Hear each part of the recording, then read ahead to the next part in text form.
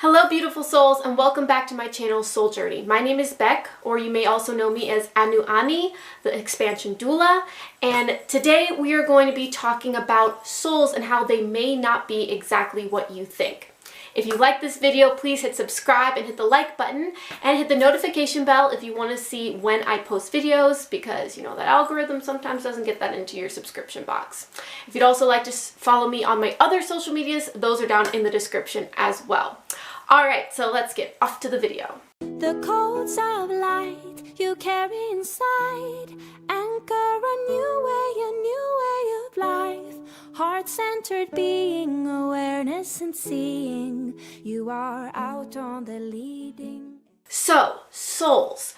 I think most people think of a soul as this kind of like glowing ball of light that kind of resides somewhere in your chest, and that it powers your consciousness, or that it's kind of, the source of your consciousness. Well, I'm going to talk a little bit about how I've experienced soul consciousness, the soul stream, and from my research, and just talk a little bit about the misconceptions of the soul. So the main difference I find between that typical idea of the soul, you know, when you see like haunting movies and things like that, there's this like soul ball thing, or the soul's in the chest. What I've experienced and what I have come to learn is that the soul is more of like a stream of consciousness.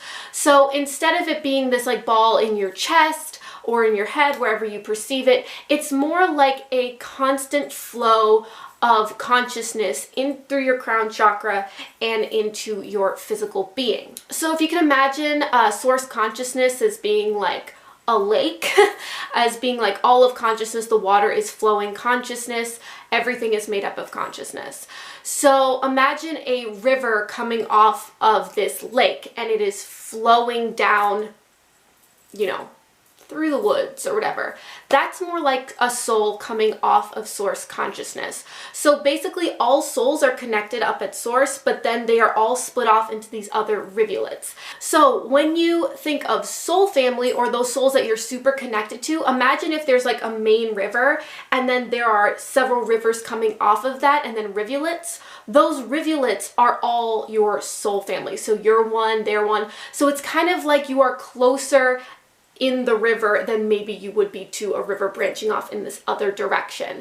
So basically the closer you feel to a soul, the more likely they are closer in that stream of consciousness, if that makes sense. The way I see consciousness kind of coming into your body is kind of like you're plugged in. So imagine that when you are born, your consciousness starts basically being starts coming through your crown chakra and into your body, sort of like you've been plugged into consciousness. Some people start that soul process when they are first conceived. Others start that soul stream when they are born. So depending on what your soul contracts were and things like that, your consciousness may have started within your mother or as soon as you were born. So imagine your brain is kind of like a receiver, almost like a radio or a TV. So there's all this signal out here, and when you tune into a certain consciousness, that's what comes through your body.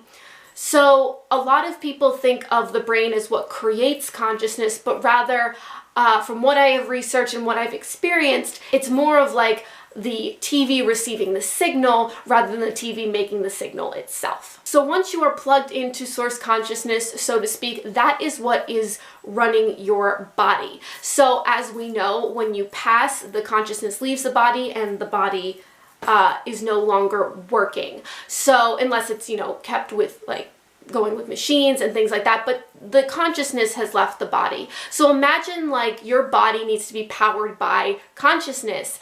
And so when that consciousness comes into your body, that's what is animating you. Then your brain helps you perceive the third dimension. Your organs and things like that help you run, but the consciousness is sort of the electricity for your body. So when people say, listen to your heart, or listen to your soul, or get, in soul alignment, be in soul flow, basically what they're saying is, when you are conscious and you are mindfully conscious, you are tapping back into that oneness of how your soul is connected to source. And of course, source is oneness, source is perfectly in flow, it is neutral. So when you tap into your soul to see what direction you need to go, and you're basically tapping back up through your source consciousness stream, up into oneness, up into source. And that's why you can be so much more in alignment when you're in that soul space. So remember, tapping into your soul is really tapping into your higher consciousness and the consciousness of the universe. And so that way you can make decisions that are much more in alignment with your personal soul journey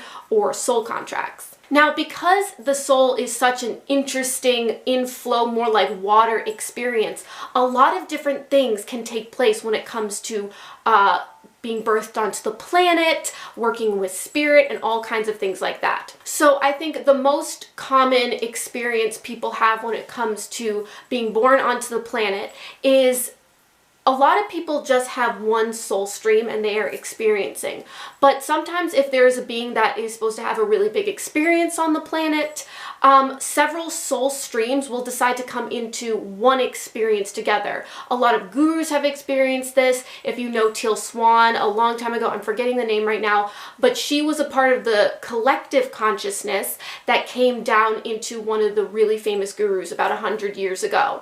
And when they decided to reincarnate, some of those souls did not agree with the direction they were going, and so they decided to split off, and the rest of them still went back into that reincarnation, and so it went into a bit of a different experience, and then they kind of went off and did their own thing.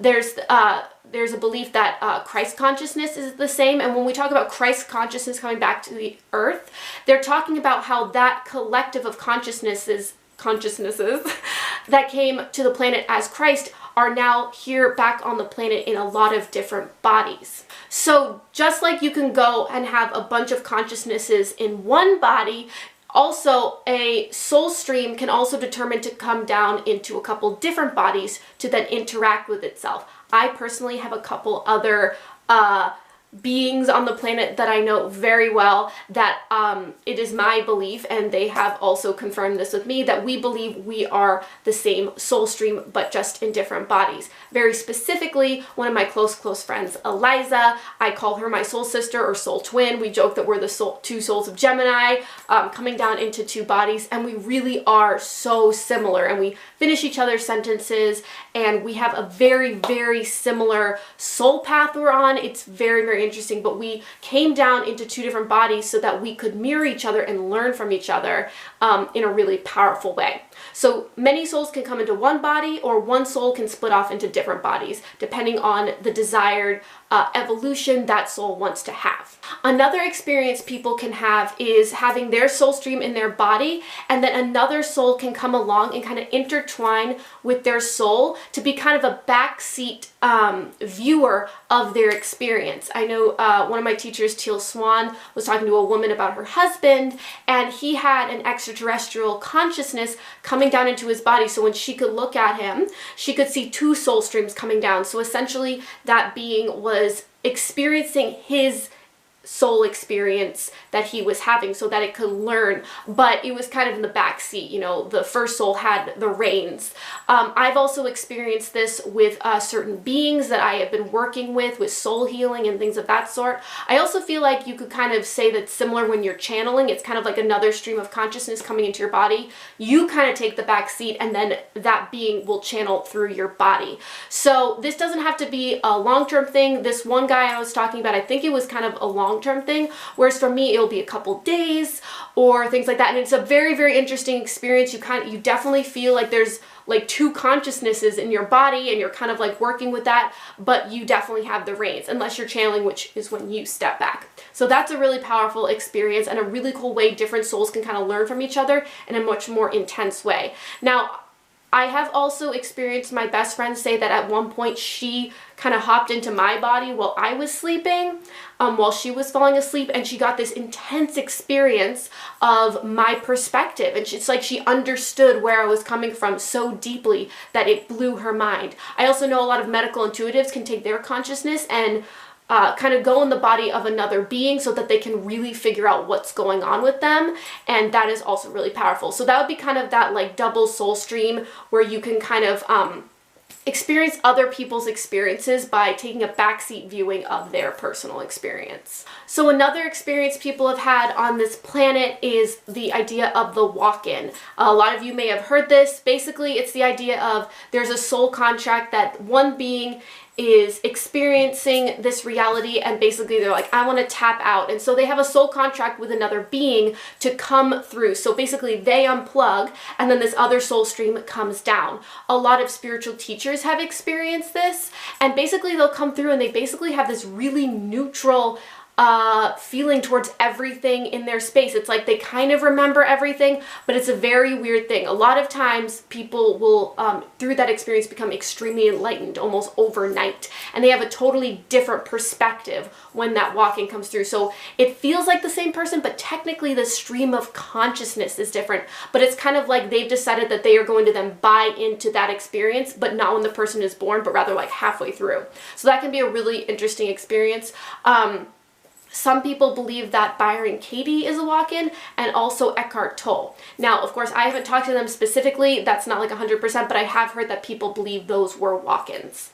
Now, another experience people have, which is something that is going on in my personal experience in this incarnation, is the soul fork. So soul forks are really, really interesting. So currently right now on our planet,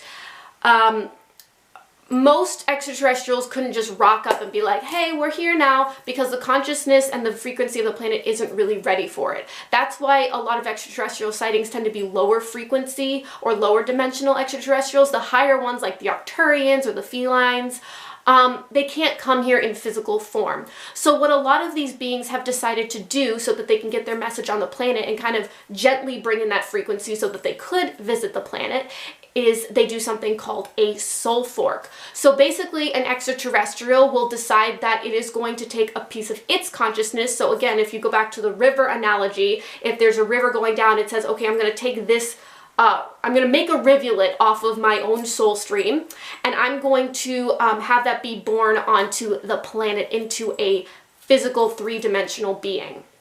So and that's what I am. So my higher self is actually an extraterrestrial being, and that higher version of myself has its own experience, but it's also experiencing my experience. And so I have seen visions. I have a lot of kind of I have a very different perspective, and a lot of soul forks will come down with no memory of this, just like any other soul kind of coming into that that amnesia that we talk about when source consciousness comes out into a human. And then around the age of 15 or 20, they will start remembering who they are. And that was my exact experience. And then it wasn't until later that I heard about these soul forks and I was like, oh my gosh, that has been my experience. And it was super, super powerful.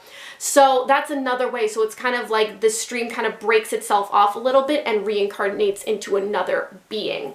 And that's an amazing way for extraterrestrials to bring their consciousness onto the planet without having to come here in physical form. So of course, when someone passes, basically they are unplugging from their physical body. That's why a lot of people will experience seeing loved ones or people who have passed when they're on their way out, because basically they are pulling out of their body and their consciousness is going into a more fourth or fifth dimensional experience, and then of course back up to source. So imagine like unplugging the system. So the electricity is still there, it's still all there, but it's no longer in the body, it's no longer running the machine, so to speak. And so that's what happens. So it goes back up to consciousness, and then that soul decides what next soul path or journey it wants to go on, what kind of expansion it wants to have. There's kind of you know, like a board meeting of like, okay, this is what I did, let's look over this, what do I want to learn better, what do I want to move on from, all of those things, and then that soul will decide what experience it wants to have. Now, it might come back as another human, it might come back as an animal, it might come back as a different extraterrestrial in a different dimension. There's so many possibilities because there's source consciousness and then all those rivulets coming off of source consciousness into every single being and expression in the universe. So I hope this was helpful. If you have any questions, please comment down below. I'd love to hear from you guys. Tell me about your experiences with different soul things, definitely let me know. And if you like this video, please give it a like and hit subscribe if you want to see more videos like this. I post every Monday and Friday. I do energy readings for the collective on Friday, and I do videos more like this on Mondays. So definitely go check that out, or rather subscribe. You're already here. And if you want to check out my other social media, the links to those are in the description down below, along with my Patreon if you want to support my channel, or my Etsy shop if you would like to purchase a personal reading with me. You can purchase that over there along with other witchy and magical healing tools. So thank you so much for watching. It was lovely connecting with you guys. Many blessings. Namaste. And don't forget, it's all about the soul journey. Bye.